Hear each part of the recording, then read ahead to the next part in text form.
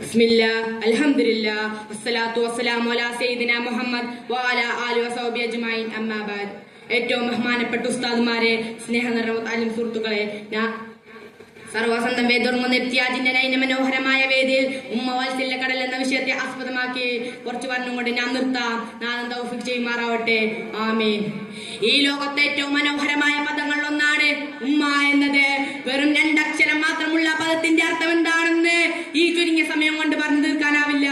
താൻ ഒരു കുഞ്ഞിന് ജന്മം നൽകാനുള്ളവളാണെന്ന കൃത്യമായ ബോധ്യപ്പെടുത്തലുകൾ 7-ാം വയസ്സ് മുതൽ സ്ത്രീക്ക് ആർത്തവ രൂപത്തിലൂടെ സന്നിഹിതമാവുമ്പോഴും അവർ ഒരുപാട് വേദനകൾ സഹിച്ചിട്ടുണ്ട്. തന്റെ വയറ്റിൽ കുഞ്ഞു വളരുന്നുണ്ടെന്നറിഞ്ഞാൽ അന്നു മുതൽ അവർ ആ കുഞ്ഞിനെ സ്നേഹിക്കാൻ തുടങ്ങും.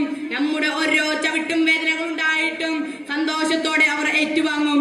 ഒടുവിൽ പ്രസവനിന്ദമാവുമ്പോൾ ഒരു മനുഷ്യന്റെ ജീവിതത്തെ അനുഭവിക്കാവുന്ന വേദനയുള്ള അങ്ങേ അറ്റമായ മരണവേദനക്ക് തുല്യമായ വേദന സഹിച്ച് ഉമ്മ നമ്മളെ പ്രസവിക്കുന്നു. ഖുർആൻ അതിനെ വിശേഷിപ്പിച്ചത് ഹമലത്തുഹു ഉമ്മുഹു വഹ്നൻ അലാ വഹ്നിൻ. പ്രയാസത്തിനുമേ പ്രയാസം സഹിച്ചുകൊണ്ടാണ് അവർ ഗർഭം ചുമക്കുന്നത്. എന്നാൽ ഒരിക്കലും ആ പ്രസവത്തോട് ഉമ്മയുടെ പ്രയാസങ്ങൾ തീരുന്നില്ല. ദുർബലനായ ഒരു പിഞ്ചു കുഞ്ഞിനെ അമ്മിന്റെ പാൽ നൽകി പരിപാലിക്കുന്നു. നമ്മുടെ കരച്ചിൽ കേൾക്കുമ്പോ ഓട്ടിയാണെന്ന് മാറോട് ചേർത്ത് ചുടിച്ചുമ്മനം നൽകി സംരക്ഷിക്കുന്നു. രോഗാവസ്ഥയിൽ കണ്ണിമ ചിമ്മാതെ ശുശ്രൂഷിച്ച് കഴിഞ്ഞുകൂടി നമ്മുടെ മലവും മൂത്രവും ഒരു ദിവസം പലതവണ യാതൊരു വിഷമവുമില്ലാതെ മുഖത്ത് കൈവെക്കാതെ ഉമ്മ വൃത്തിയാക്കിയിട്ടുണ്ട്. നമ്മളെ വീട്ടിൽ ആദ്യം ഉണർന്ന അവസാനം ഉറങ്ങുന്ന ഉമ്മ ദിവസവും എണ്ണയിട്ട് യന്ത്രത്തെ പോലെ പ്രവർത്തിക്കുന്നു. ഒടുവിൽ എല്ലാം കഴിഞ്ഞ് ശ്രമിക്കാൻ പോകുമ്പോഴാണ് നമ്മുടെ കരച്ചിൽ തുടങ്ങുന്നത്. അപ്പോഴും സ്നേഹം മാത്രമായിരുന്നു ഉമ്മ നമുക്ക് ചൊരിഞ്ഞു തന്നത്. ആരോടും പരാതി പറയാതെ, പരിഭവങ്ങളില്ലാതെ, ഇട്ടെറിഞ്ഞു പോകാതെ കുഞ്ഞിനെ സംരക്ഷിക്കുന്നു. ഇതാണ് വഞ്ചനയില്ലാത്ത സ്നേഹം. ആ സ്നേഹം കണ്ടില്ല എന്നടിക്കാൻ ഇസ്ലാമിൽ സാധിക്കുകയില്ല.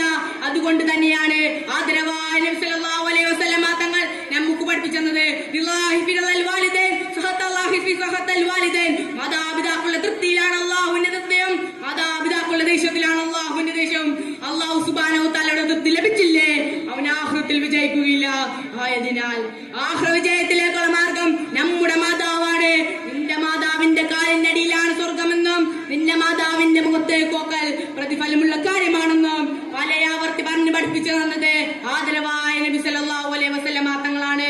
ഖുർആനിൽ നിങ്ങൾ അള്ളാഹുവിനെ ആരാധിച്ചു കഴിഞ്ഞ പറഞ്ഞ ഉടനെ തന്നെ മാതാപിതാക്കൾ ഗുണം ചെയ്യാൻ പറയുമ്പോൾ അതിന്റെ ഗൗരവം നാം മനസ്സിലാക്കണം.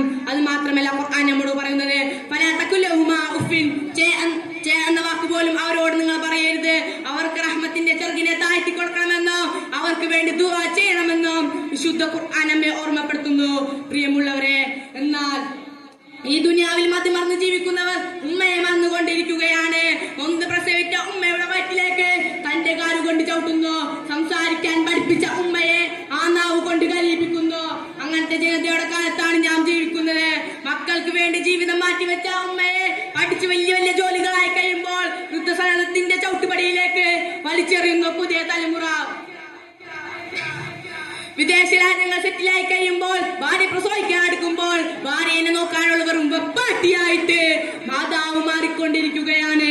ഇതിനെല്ലാം കാരണം എന്താണ്? അവർക്ക് ഉമ്മ എന്താണെന്ന് മനസ്സിലായിട്ടില്ല എന്നാണ്. ആധുനിക വിദ്യാഭ്യാസം മാത്രമായി ഒതുങ്ങിയപ്പോൾ മതം പഠിക്കാൻ സമയമില്ലാതെ ആവുകയാണ്. ഉമ്മയുടെ ശ്രേഷ്ഠത പറയുന്ന മദർസയിൽ പോകേണ്ട സമയത്ത് സ്കൂളിലെ ട്യൂഷൻ ഉള്ളതിനാൽ മദർസ ഒഴിവാക്കുകയാണ്. തൊട്ടിലുണ്ടായിട്ടും നെഞ്ചത്തിട്ടുറക്കിയ ഉമ്മയെ കട്ടിലുണ്ടായിട്ടും തെരുവോഴത്തോർക്കാൻ വിടുന്ന കാലത്തെ തലമുറക്ക്